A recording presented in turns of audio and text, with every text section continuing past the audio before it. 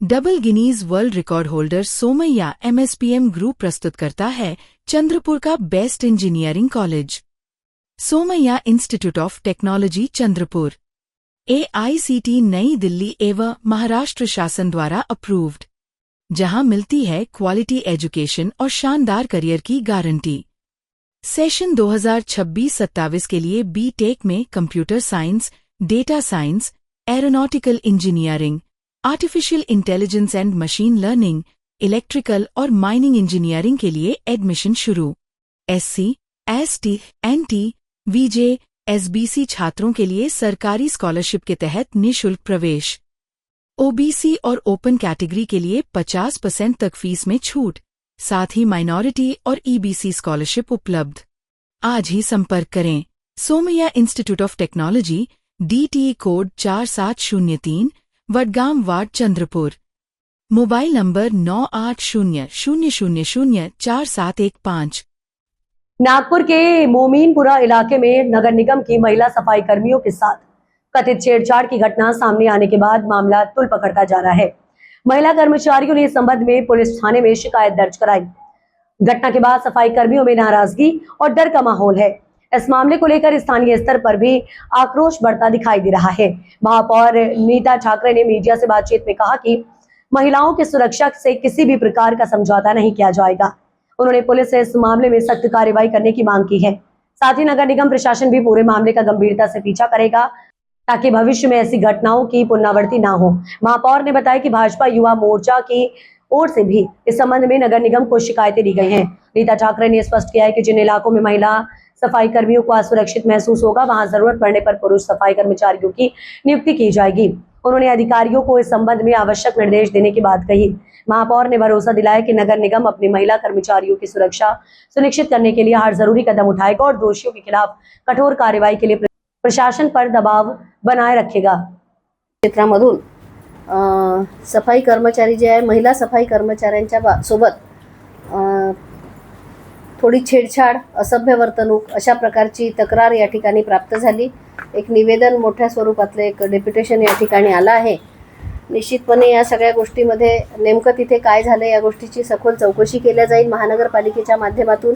महानगरपालिकेचे त्या ठिकाणचे झेडो आणि शहराचे देखील वैद्यकीय आपले हेल्थ ऑफिसर यांना सुद्धा या संदर्भाने बैठक घेऊन बोलवून ह्या सगळ्या घटनेची माहिती दिली जाईल आणि नेमकं तिथे काय झालं याची विचारपूस केली जाईल। खरं म्हणजे त्या महिला सफाई कर्मचाऱ्यांनी पोलीस स्टेशनला देखील कंप्लेंट दिली आहे, FIR सुद्धा झालेली आहे।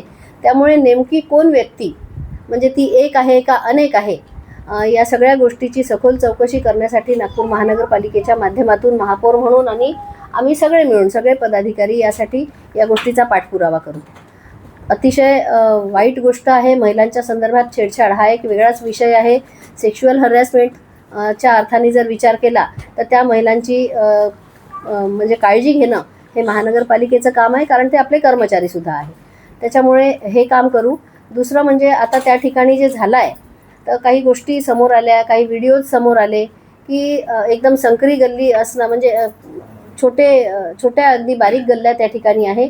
त्या ठिकाणाहून महिला कर्मचारी साफसफाई करत असताना त्यांच्यासोबत एखाद्या वेळी कमी अधिक घटना जर झाली तर त्यांना ना पळता, म्हणजे ते असुरक्षित असं तिथली ते ठिकाण आहे।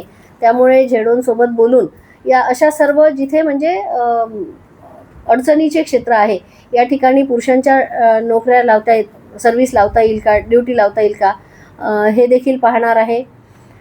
महानगरपालिकेच्या माध्यमातून विशेषतः ते नेमके लोक कोण आहे या गोष्टीची पोलिसांकडेही खातरजमा करून घेऊन त्या नेमक्या लोकांना विशेष त्यांच्यावर कारवाई करण्यासाठी देखील अधिसूचित केलं जाईल। आणि मागण्या तर अनेक आहे की त्या ठिकाणी त्यांना आता सुट्टी देता येईल का वगैरे, या सगळ्या गोष्टी महानगरपालिकेचे जे अधिकारी आहेत त्यांना बोलवून या सगळ्या कर्मचाऱ्यांना त्यांच्या सुरक्षिततेच्या संदर्भाने कुठलं पाऊल आम्हाला उचलता येईल, कारण शेवटी ते कर्मचारी जे आहे ते महानगरपालिकेचे आहे। त्यांची सुरक्षितता हा निश्चितपणे सगळ्यात पहिला अधिकार त्यांचा महानगरपालिकेवर आहे आणि म्हणूनच ते आज या ठिकाणी आले आहे।